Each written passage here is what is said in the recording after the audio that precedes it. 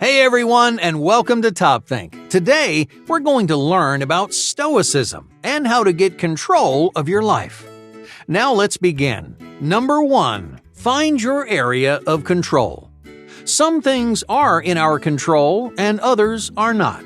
This is the first line of the Enchiridion, or the Handbook, a short manual summarizing the works of Greek philosopher Epictetus. Epictetus, alongside Roman philosopher Seneca and Emperor Marcus Aurelius, was one of the most influential advocates of Stoicism, a philosophical movement that began around 300 BC and it still exists in the world today. Despite its long-standing tradition, few people actually know what Stoicism is. Most people think Stoicism teaches you how to bury your emotions like a statue or a rock. But that's not what Stoicism is really about. At its core, Stoicism revolves around one thing: minimizing negativity and maximizing positivity. And that requires a whole lot of self-control. Control is something almost all of us are searching for in one way or another. We want control over our futures, control over our fates, and of course, control over our lives. But is that kind of all-encompassing self-control really possible? Many people have driven themselves crazy looking for the answer because they wanted to govern everything, to plan everything, and to know everything. But according to Epictetus, you actually control very little. In fact, the handbook begins with a list of all the things you cannot change. From your environment to your reputation, Stoicism teaches you to separate the things you can't control from the things you can. Each separation creates something called an area of control. Your area of control includes everything in your life that you can affect on your own, like your opinions, your desires, or your dreams. These things are yours and no one else's, so in the words of Epictetus, they are the only things worth worrying about. The problem is, many people chase after things outside their area of control. They might focus, for example, on the actions of others. They may try to change the way people think, speak, or behave. But in the mind of a Stoic, these external pursuits are a waste of your time because they're out of your control. You could spend your whole life trying to change another person and get absolutely nowhere, which just leaves you feeling unhappy, unsatisfied, and unfulfilled.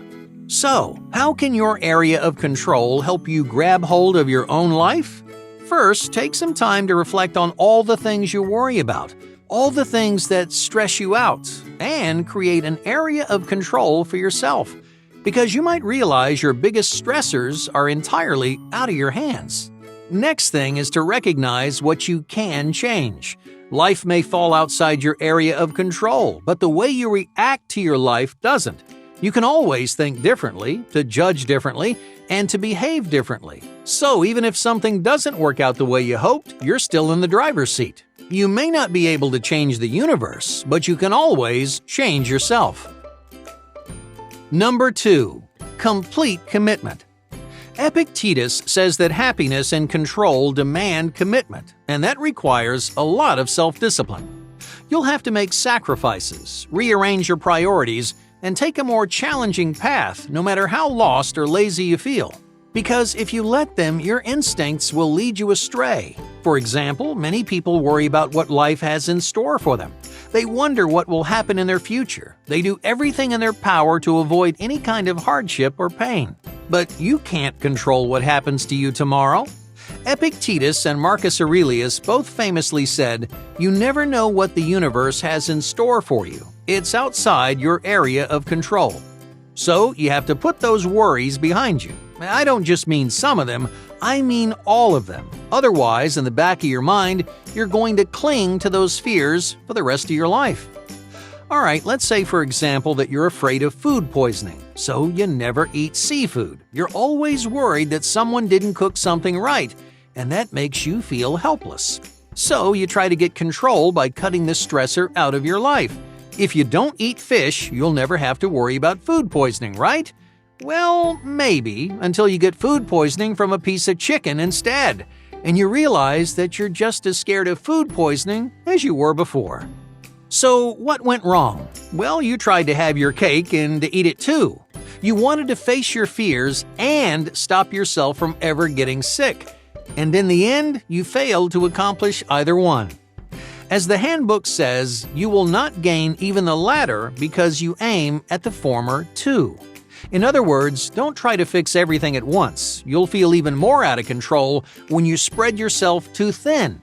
So try to commit yourself to one thing that you can control and pour all your effort into making that happen.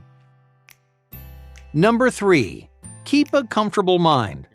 How do you manage the stress and chaos in your life? Marcus Aurelius, another Roman Stoic, had a very interesting way of managing his mindset. Every morning he thought about the day he was about to have, the people he might meet, and the places he might go. But instead of inspiring himself or setting new goals, he thought about all the things that might go wrong. The rude people he'd encounter, the stressful situations he'd find himself in. That way, when those bad things did happen, he could stay calm and think clearly because he was already prepared for the worst. If you're hoping to gain more control in your life, then you might give this morning ritual a try. Imagine you're going to a party tonight, all right? You don't usually like parties, so you're feeling pretty stressed. But like Marcus Aurelius, think realistically about the bad things that might happen. You might have a few awkward conversations. You might spill a drink on yourself or see someone you don't like. You've imagined the worst, so you're prepared for something to go wrong. But that's not the only technique you can use to gain control. Epictetus also recommends a new type of goal setting. Normally, you'll set a goal like talk to 2 new people or make 1 new friend. But this time, you're going to do something different. Your only objective is to keep a comfortable mind, to stay calm no matter what.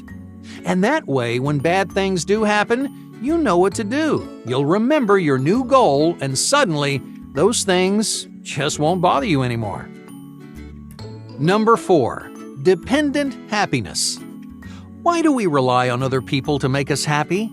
Just think about how much of your life revolves around people that you don't know or care about. You buy, you wear, and you say things not to make yourself happy, but to make other people happy, just to make them like or pay attention to you. We place so much weight on other people's opinions, but Stoicism teaches you to value yourself, to take responsibility for your own happiness, and live a life free from shame or embarrassment, because more often than not, you have nothing to be ashamed of. All right, let's say you're meeting up with some friends. Do you leave the house in sweatpants with your hair a mess, or do you change into something more presentable and take a second to comb your hair? Probably the latter. In the back of your mind, you're worried about what people think of you. You're embarrassed to appear a certain way even in front of your friends, because you imagine them thinking negative thoughts about you or the way you dress. So you try to control their opinions by changing your image. You spruce yourself up or you wear new clothes. In reality, your friends may never notice the difference, but doesn't it make you happier knowing you've left the right impression? A Stoic would tell you that happiness or control come from the inside and not the outside. If you want to be in control of your life, you should buy, wear, and say things that you genuinely want. You should live the kind of life that pleases you, because accepting yourself matters far more than anyone else's opinion. Number 5. Adopt a personal philosophy. If you want to get control of your life, spend some time thinking about who you are. What kind of person are you? What ideas and values are the most important to you?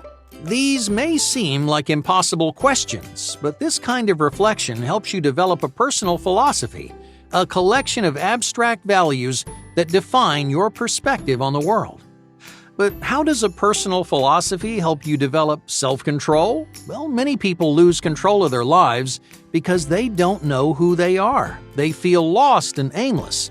They're constantly searching for a sense of purpose without finding anything that really matters to them. And that makes their life feel like it's out of their control. That's why Stoicism encourages you to develop that personal philosophy and to channel your philosophy into everything you do. That second part right there is especially important because many people pick a perspective and then they tell people all about their values, but they don't embody those values in their real life. It's like buying a motorcycle helmet and bragging about how you ride a motorcycle without actually owning a motorcycle. Epictetus famously wrote, "Don't just explain your philosophy, embody it."